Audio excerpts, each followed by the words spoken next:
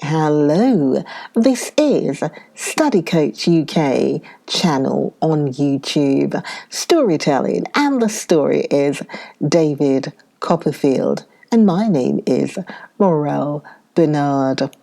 I think last words were that David is talking about his young half-brother. When it was asleep again, I crept close to my mother's side according to my old custom, broken now a long time, and sat with my arms embracing her waist, and my little red cheek on her shoulder, and once more felt her beautiful hair drooping over me, like an angel's wing, as I used to think, I recollect, and was very happy indeed.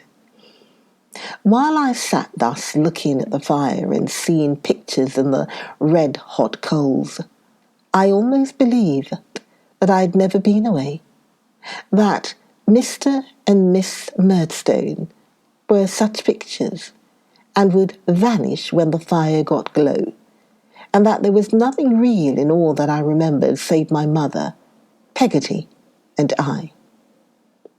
Peggoty darned away at a stocking as long as she could see, and then sat with it drawn in her left hand like a glove, and her needle in her right, ready to take another stitch whenever there was a blaze. I cannot conceive whose stockings they can have been that Peggoty was always darning, or where such an unfailing supply of stockings in want of darning can have come from. From my earliest infancy, she seems to have been always employed in that class of needlework, and never by any chance in any other. I wonder, said Peggoty, who was sometimes seized with a fit of wondering on some most unexpected topic. I wonder what's become of Davy's great aunt. Oh, Lord, Peggoty, observed my mother, rousing herself from her reverie. What nonsense you talk. Well, but I really do wonder, ma'am, said Peggoty. What can have put such a person in your head? Inquired my mother. Is there anybody else in the world to come there? I don't know how it is, said Peggoty, unless it's on an account of being stupid, but my head never can pick and choose its people. They come and they go, and they don't come and they don't go just as they like. I wonder what's become of her. How absurd you are, Peggoty, returned my mother. One would suppose you wanted a second visit from her. Oh, Lord forbid, cried Peggoty. Well then, don't talk about such uncomfortable things, there's a good soul, said my mother. Miss Betsy is shut up in her cottage by the sea, no doubt, and will remain there. At all events, she's not likely ever to trouble us again. No, mused Peggoty. No, that ain't likely at all. I wonder if she was to die, whether she'd leave Davy anything. Oh, good gracious me, Peggoty, returned my mother, what a nonsensical woman you are, when you know that she took offence at the poor dear boy's ever being born at all. I suppose she wouldn't be inclined to forgive him now, hinted Peggoty. Why should she be inclined to forgive him now? Said my mother rather sharply. Now that he's got a brother, I mean, said Peggoty. My mother immediately began to cry, and wondered how Peggoty dared to say such a thing. As if this poor little innocent in its cradle had ever done any harm to you or anybody else, you jealous thing, said she. You had much better go and marry Mr. Barkis, the carrier. Why don't you? I should make Miss Murdstone happy if I was to, said Peggoty. What a bad disposition you have, Peggoty, returned my mother. You are as jealous of Miss Murdstone as it is possible for a ridiculous creature to be. You want to keep the keys yourself and give out all the things, I suppose. I shouldn't be surprised if you did, when you know that she only does it out of kindness and the best intentions. You know she does, Peggoty. You know it well." Peggoty muttered something to the effect of, "Bother the best intentions," and something else to the effect that there was a little too much of the best intentions going on. "I know what you mean, you cross thing," said my mother. "I understand you, Peggoty, perfectly. You know I do. And I wonder you don't colour up like fire. But one point at a time. Miss Murdstone is the point now, Peggoty, and you shan't escape from it. Haven't you heard her say over and over again that she thinks I am too thoughtless and too pretty?" suggested Peggoty.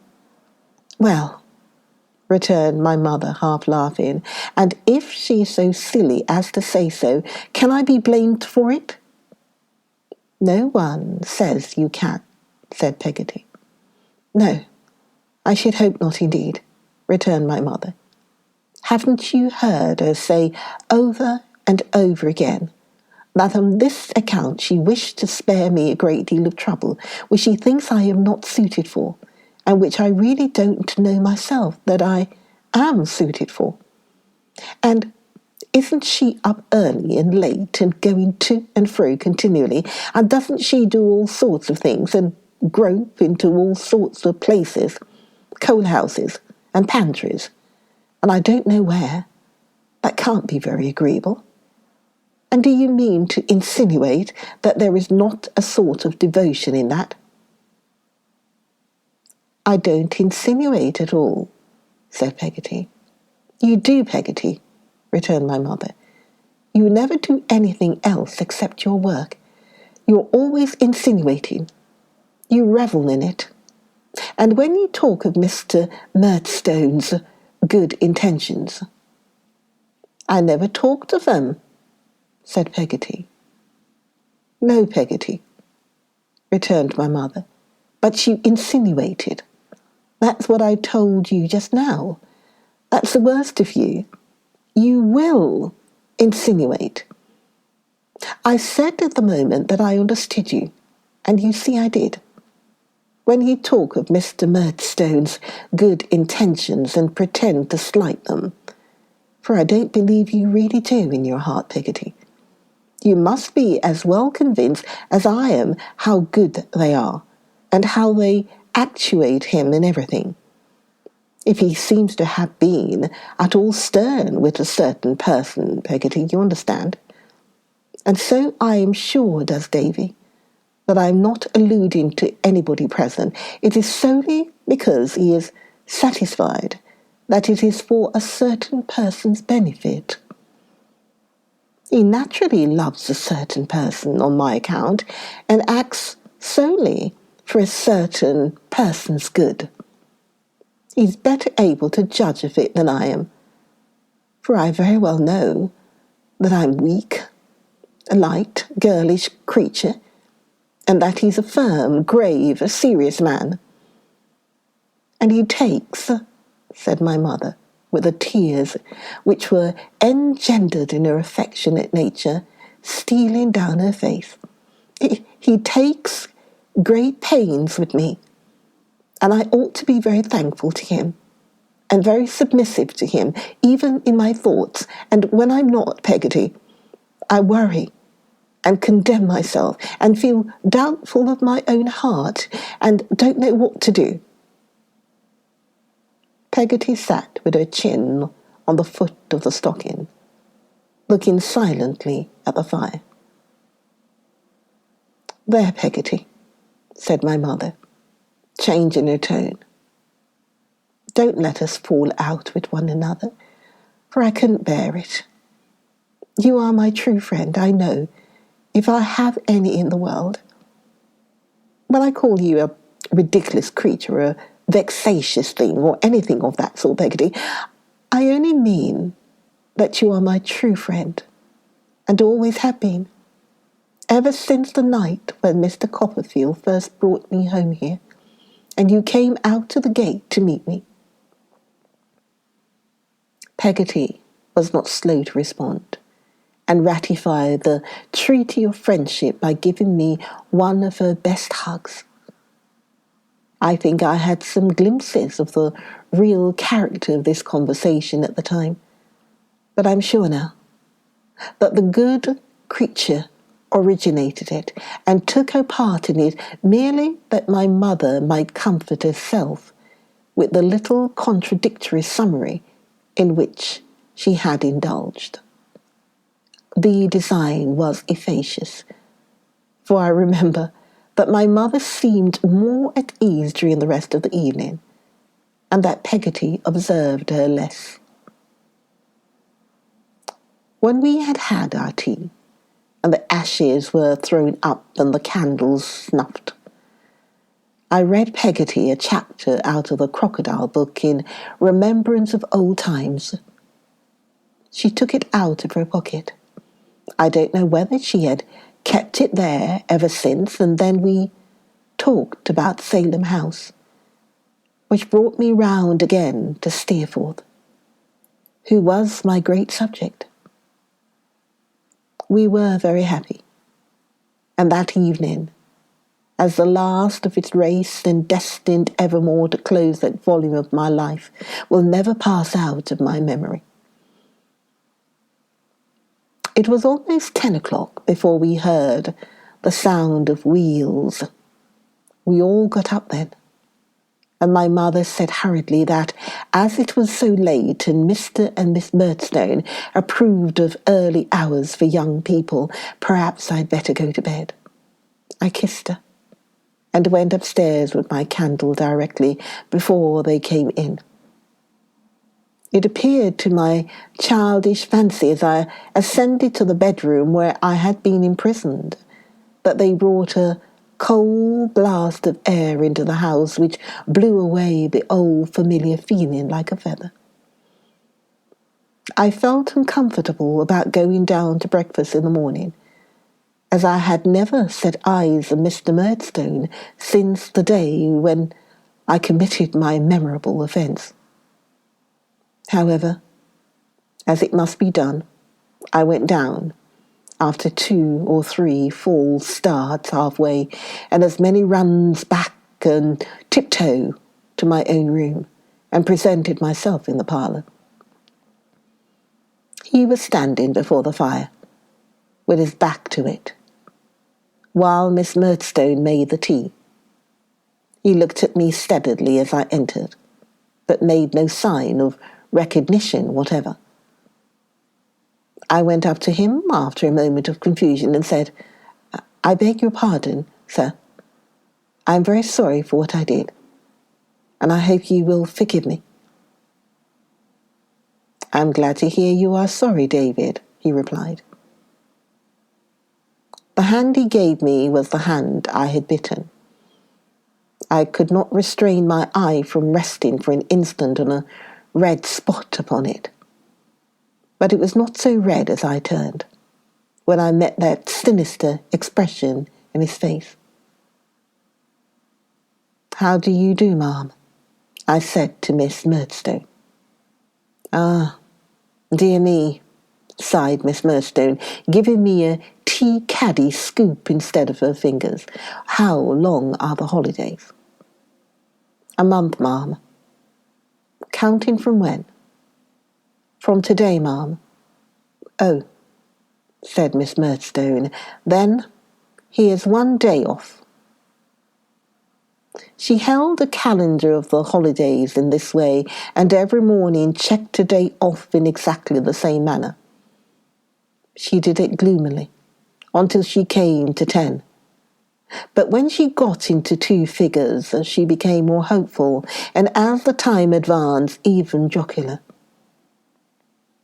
It was on this very first day that I had the misfortune to throw her, though she was not subject to such weakness in general, into a state of violent consternation. I came into the room, where she and my mother were sitting, and the baby, who was only a few weeks old, being on my mother's lap. I took it very carefully in my arms. Suddenly, Miss Murdstone gave such a scream that I all but dropped it.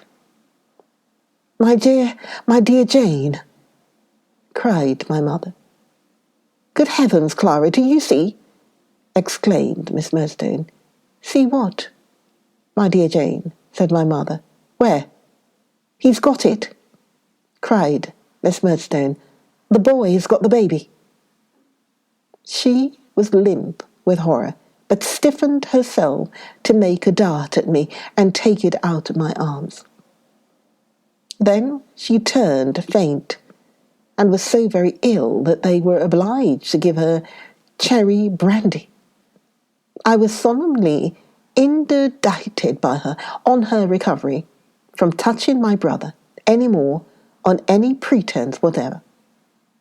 And my poor mother, who I could see wished otherwise, meekly confirmed the interdict by saying, "No doubt you are right, my dear Jane." On another occasion, when we three were together, this same dear baby, it was truly dear to me, for our mother's sake, was the innocent occasion of Miss Murdstone's going into a passion. My mother, who had been looking at its eyes as it lay upon her lap, said, "Davy, come here," and looked at mine. I saw Miss Murdstone lay her beads down. "I declare," said my mother gently, "they are exactly alike." "I suppose they are mine. I think they are the colour of mine, but they are wonderfully alike." "What are you talking about, Clara?" said Miss Murdstone. "Oh, my dear Jane," faltered my mother, a little abashed by the harsh tone of this inquiry, "I find that the baby's eyes and Davy's are exactly alike." "Clara," said Miss Murdstone, rising angrily, "you are a positive fool sometimes." "My dear Jane," remonstrated my mother. "A positive fool," said Miss Murdstone. "Who else could compare my brother's baby with your boy? They are not at all alike. They are exactly unlike. They are utterly dissimilar in all respects. I hope they will never ever remain so. I will not sit here and hear such comparisons made." With that she stalked out and made the door bang after her. In short, I was not a favourite with Miss Murdstone. In short, I was not a favourite there with anybody, not even with myself, for those who did like me could not show it, and those who did not showed it so plainly that I had a sensitive consciousness of always appearing constrained, boorish, and dull. I felt that I made them as uncomfortable as they made me. If I came into the room where they were, and they were talking together, and my mother seemed cheerful, an anxious cloud would steal over her face from the moment of my entrance. If Mr. Murdstone were in his best humour, I checked him. If Miss Murdstone were in her worst, I intensified it. I had perception enough to know that my mother was the victim always, that she was afraid to speak to me or to be kind to me, lest she should give them some offence by her manner of doing so, and receive a lecture afterwards that she was not only ceaselessly afraid of her own offending, but of my offending, and uneasily watched their looks if I only moved. Therefore, I resolved to keep myself as much out of their way as I could. And many a wintry hour did I hear the church clock strike when I was sitting in my cheerless bedroom, wrapped in my little grey coat, poring over a book. In the evening, sometimes, I went and sat with Peggoty in the kitchen. There, I was comfortable and not afraid of being myself. But neither of these resources was approved of in the parlour. The tormenting humour which was dominant there stilled them both. I was still held to be necessary to my poor mother's training, and as one of her trials could not be suffered to absent myself. "David," said Mr. Murdstone one day after dinner when I was going to leave the room as usual, "I am sorry to observe that you are of a sullen disposition." "As sulky as a bear," said Miss Murdstone. I stood still and hung my head. "Now, David," said Mr. Murdstone, "a sullen, obdurate disposition is of all tempers the worst. And the boy's is of all such dispositions that ever I've seen," remarked his sister, "the most confirmed and stubborn, I think, my dear Clara. Even you must observe it." "I beg your pardon, my dear Jane," said my mother. "But are you quite sure?" "I'm certain you'll excuse me, my dear Jane, that you understand David." "I should be somewhat ashamed of myself, Clara," returned Miss Murdstone, "if I could not understand the boy, or any boy. I don't profess to be profound, but I do lay claim to common sense." "No doubt, my dear Jane," returned my mother, "your understanding is very vigorous." "Oh dear, no.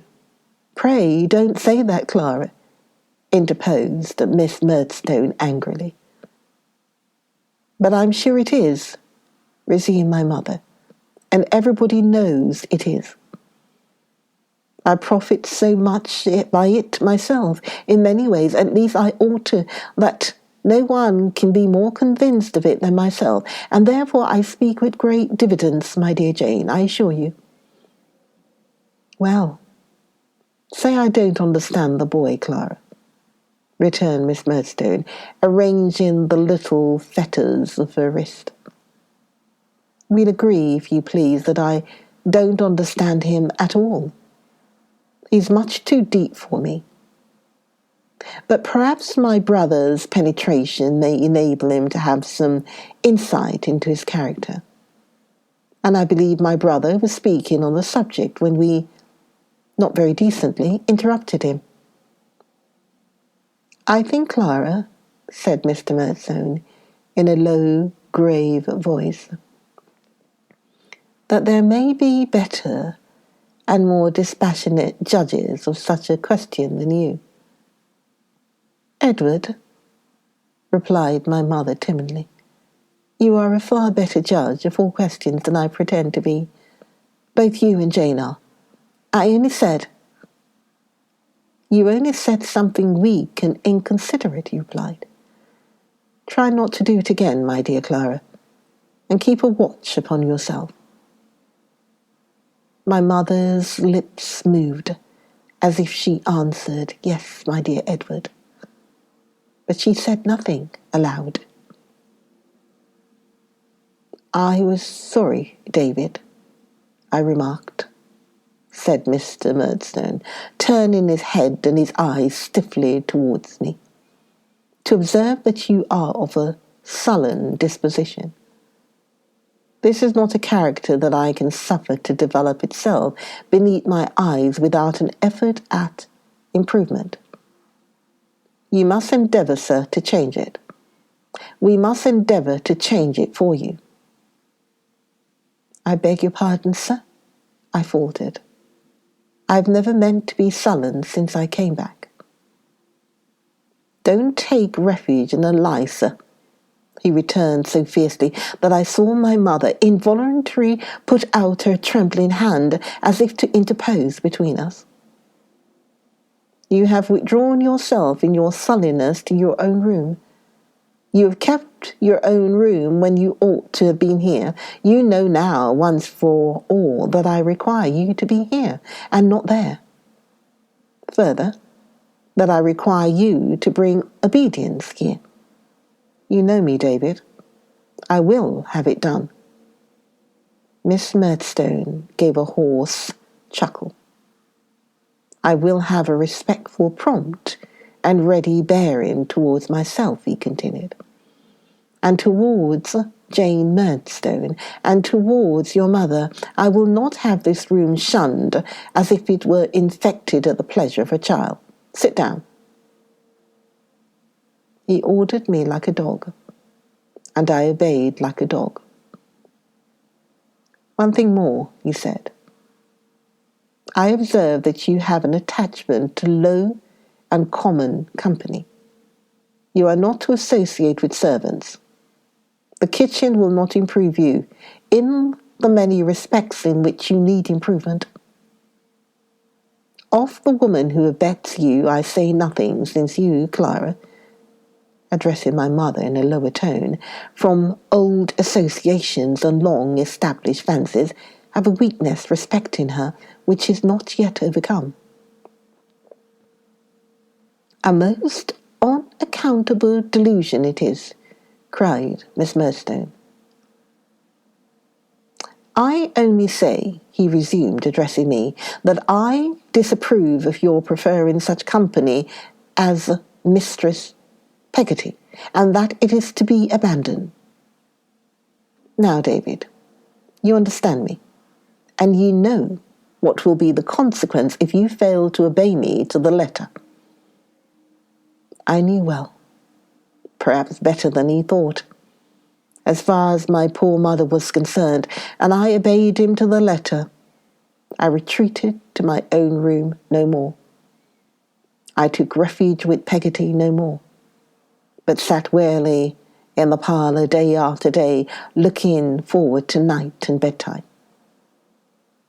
What irksome constraint I underwent, sitting in the same attitude hours upon hours, afraid to move an arm or a leg, lest Miss Murdstone should complain, as she did on the least pretence, of my restlessness, and afraid to move an eye, lest she should slight on some look of dislike or scrutiny that would find new cause for complaint in mine. What intolerable dullness to sit listening to the ticking of the clock and watching Miss Murdstone little shiny steel beads as she strung them, and wondering whether she would ever be married, and if so, to what sort of unhappy man, and counting the divisions and the moulding of the chimney-piece, and wandering away with my eyes to the ceiling, among the curls and corkscrews and the paper on the wall. What walks I took alone, down muddy lanes in the bad winter weather, carrying that parlour and Mr. and Miss Murdstone in it everywhere, a monstrous load that I was obliged to bear, a day mare that there was no possibility of breaking in, a weight that brooded on my wits and blunted them. What meals I had in silence and embarrassment, always feeling that there were a knife and fork too many, and that mine, an appetite too many, and that mine, a plate and a chair too many, and those mine, a somebody too many, and that I. What evenings, when the candles came, and I was expected to employ myself, but not daring to read an entertaining book, pored over some hard-headed, harder-hearted treatise on arithmetic, when the tables of weights and measures set themselves to tunes as Rule Britannia, or away with melancholy, when they wouldn't stand still to be learnt, but would go threading my grandmother's needle through my unfortunate head, in at one ear and out at the other. What yawns and dozes I lapsed into in spite of all my care, what starts I came out of concealed sleeps with, what answer I never got to little observations that I rarely made, what a blank space I seemed, which everybody overlooked, and yet was in everybody's way. What a heavy relief it was to hear Miss Murdstone hail the first stroke of 9 at night and order me to bed. Thus the holidays lagged away until the morning came when Miss Murdstone said, "Here's the last day off," and gave me the closing cup of tea of the vacation. Join me, Morel Benard, join me for the next episode of David Copperfield. Find out what happened next to Davy. Join me for the next video, the next episode, next audio. I'll see you then. Bye for now. Take care. Bye.